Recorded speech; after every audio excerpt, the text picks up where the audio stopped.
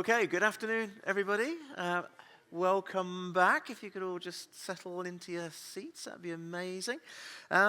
Great. Thank you for coming back. Thank you for rejoining us. This is our sort of final blast up here in the ICG Live Arena. We've got three key discussions to have now, starting with resilience and aging assets, but then really diving in after that into alliances and how we can work collaboratively, and then finally some real kind of practical things that are happening through ICG and others in the productivity space. So thanks for being back with us. But first of all, and we've talked about it quite a bit already today, which is great. Great in that we are talking about it, not great in that it's an issue, but it is unquestionably one of the biggest issues that we're facing, which is our ageing asset base. It's something that the ICE, Institution of Civil Engineers, has done a lot on in recent times and continues to do, and it's something that Royal Academy of Engineers has done quite a lot on and continues to do. And so to set the scene and to get us going, I'm really pleased that we've got with us Steve Denton, who's currently Vice President of the Royal Academy of Engineering, to talk about the work the Royal Academy of Engineering has been doing as a way to get us going into this topic. So please, welcome Steve, and the floor is yours. Mark, thank you. Mark, thank you very much. And thank you for the invitation today to talk about, I'm talking about this report. Important report, Reviving Our Aging Infrastructure, recently published by the Royal Academy of Engineering. And the core messages from this work are clear, and they're simple, and they won't be a surprise to you. And let me summarize them. The first is that our existing economic infrastructure is at a tipping point. The combination of its age, coupled with the effects of climate change, and the heightened demands and reliance we place upon it means that we must change the way we look after our roads, our bridges, our railways, our water systems, our flood defenses, because if we don't, we risk compromising services that we all rely upon and ramping up long-term costs and disruption. So the report has been prepared by the National Engineering Policy Centre. The National Engineering Policy Centre brings together the voice of 43 professional engineering organisations representing over 450,000 engineers and is led by the Royal Academy of Engineering. And the work was done by Academy staff, by partner professional engineering institutions, an exceptional working group, and a broad and highly influential consultation panel, a number of members of which will join us on the panel later. In terms of the scope of the report looks at our aging economic infrastructure across the water and wastewater, flood defence, road and rail transport sectors. And as you'll recognise, these UK systems are the backbone, if you like, the essential hardwiring of our society and our economy. And if your day started like mine, you turned on the tap and the water came out. If you live in an area that's prone to flooding, then you would be comforted by the flood defences that protect where you live. We want our transport networks to run on time and without excessive congestion. These things don't happen by chance, but way too often we take them for granted. Our aging infrastructure matters. It really matters to our lives and our livelihoods. So why now? The NEPC is not alone in recognizing the challenges of aging infrastructure. Many others have done so. But it is perhaps uniquely placed not just to highlight why we need to elevate our focus on the management of aging infrastructure, but very importantly, how we should do it. Many of our infrastructure systems were built many, many years ago, often in periods of concentrated activity, and that means that we have families of assets of a similar age, and many are at an age where their deterioration is starting to accelerate. But the problem isn't just about age. It is about age, but it's also about accelerating decline due to growing pressures being faced by our infrastructure, and in particular, by climate change. The evidence available to us about the health of our aging infrastructure, whilst limited in places, is set out in the report. And it's clear that past maintenance and renewals practices will not be enough. And we know this is a cause of concern to the public. A 2023 survey by Ipsos found that in Great Britain, 68% of people agreed that the country is not doing enough to meet its infrastructure needs. But I think also, when we think about recent high-profile disruptions, these need to serve as a warning sign But in my opinion, too often these cases are seen as isolated incidents. Rather, I believe we need to see them as leading indicators of the disruption to come if we don't change our approach. If we don't act, these incidents will become more frequent and they will become more severe. So, to be clear, the focus of this report, though, is not about scrutinizing the past, it's about looking forward. We'll all have seen that when infrastructure stops working, the conversation often turns to finding fault. And whilst it's vital that we learn lessons, the circumstances we are confronting now are undoubtedly new. The confluence of age, of climate change, of heightened demand is new and underpins the imperative for change. And we therefore need to change the conversation, not to seek blame, but to recognize the value of maintenance and asset renewal. And actually, crucially, and I think it's a crucial point, and crucially to celebrate those who keep our assets running. Critical skills that are currently undervalued and underappreciated. So through extensive consultation over a period of almost 2 years with engineers, asset owners, operators, policymakers, we've identified 7 priority areas for action, made 15 clear and specific recommendations for defined parties across those 7 areas. Each of these is equally important and action is needed across all 7, and I want to just give you a brief flavor of some of the points that we touch upon in those recommendations. Starting with standards, regulations, and strategy, regulations, and standards. You will all understand that whilst the condition, capacity, and criticality of individual assets is important, it's the performance of the system that they are a part of that matters most. And that's why it's critical that we have clear definition of system-level outcomes, supporting regulations and standards for system health and resilience. On financing, funding, financing, and accounting models and guidance need to recognize better the whole life value of infrastructure assets so that investment decisions can be made that balance the needs of current users and future generations. On skills and capabilities, we need to understand better the future demand for skills in this area. We know it is going to increase. Professional bodies need to strengthen asset stewardship skills within their professional qualification requirements. And also, crucially, engineering expertise needs to be around the table when decisions are taken that affect asset risk and performance.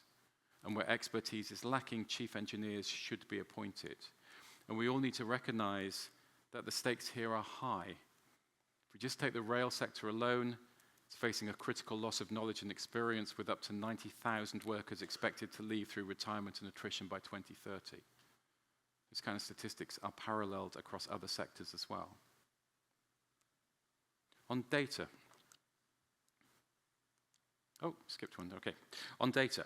Data is central to good decision making. We know that data is central to good decision making, and infrastructure data frameworks need to be established that not only tell us about the condition and performance of assets today, but also how they are changing over time. If you share my view that the challenge when we're managing infrastructure of asset management fundamentally comes down to 2 questions. The first question, what is the optimal intervention? The second question, when to make it. Too much of the data that we collect today gives us a snapshot in time. It helps us to answer the first question. But it is woeful in enabling us to understand how things are changing. And unless we understand how things are changing, we cannot successfully answer the second question. On innovation, the 5th theme, whilst there's clear evidence, and the report identifies clear evidence of successful innovation across all the sectors we covered, there is more to be done to drive impact at scale. Barriers to innovation need to be removed, and research funders should establish research challenge funds for addressing aging infrastructure. Critical one around societal awareness. This is tough, but a new narrative needs to be fostered where maintenance, renewal, and enhancements of existing infrastructure are valued and the trade-offs can be productively debated. And finally, on system coordination, and it was good hearing Ed speaking earlier about some of the work that NISTA is doing in this area, because one of the recommendations we make is directed specifically towards NISTA. But we need to enhance coordination across infrastructure systems through clear roles, aligned governance, shared information, enabling effective stewardship of assets that span sectors, regions, and authorities, because we know so much of our aging infrastructure is highly interdependent. Now, we would not have written this report if we weren't concerned, but we also see opportunity. By investing wisely now, the UK can safeguard essential services, support economic growth, and develop world-leading expertise in infrastructure stewardship. So as I've said, the report assigns recommendations to many different actors, including governments, regulators, and asset owners. But we recognize, as the UK's National Academy for Engineering, that the Royal Academy of Engineering has a role to play too. Specifically, we're committed to working with partners to bridge the understanding gaps that exist between asset managers and policymakers. And in addition, the Academy will be exploiting opportunities to support the strategic shift required through some of our flagship products within the Academy, including our Skills Centre, Research and Invention Fellowships, and our Practical AI programme. And it was interesting listening to the debate earlier where we touched on some of that. So just to wrap up, let me tell you a little bit of what's happened since we published. And we published this report just a couple of months ago. It's been reprinted due to demand. We've had formal and positive responses from multiple government departments, and importantly, significant and ongoing engagement with Treasury. The report was referenced by Richard Knighton, the Chief of the Defence Staff, in his annual lecture to the Royal United Services Institute. That one took me by surprise. The Shadow Secretary of State for Transport asked to have a chat about this a few weeks ago. We've met with the ICE Director General on skills and qualification requirements for engineers. And for me, almost most important, many asset owners are engaging and discussing how we can work collaboratively to enact a number of the key recommendations. I'm hugely encouraged by the progress that's been made just in a few weeks. To wrap up, as part of the launch, I was interviewed on the Today programme, truly one of the things at the extreme of my comfort zone. A nerve-wracking experience, kind of sitting in that chair opposite Nick Robinson, thinking about all those other people who've sat in that chair before me, and wondering how difficult a grilling I was going to get, although he was quite friendly to me in the end. But you know what occurred to me afterwards? What occurred to me afterwards was how many of the news stories that morning touched the lives of every listener every day. What we do does. It's fundamental to everyone's lives and everyone's livelihoods. And as I also said in that interview, we sometimes hear discussion of maintenance holidays. They sound like a good thing, because aren't holidays nice? But the reality is that any holiday has to be paid for in the end. What we're currently doing is building up a debt on the national credit card. And ultimately, this is a debt that we'll have to pay back, and we'll have to pay it back with interest. So I urge you to review the report. It's available online. If you agree with its content, do join the coalition that's working to enact the recommendations and the required change. Thank you.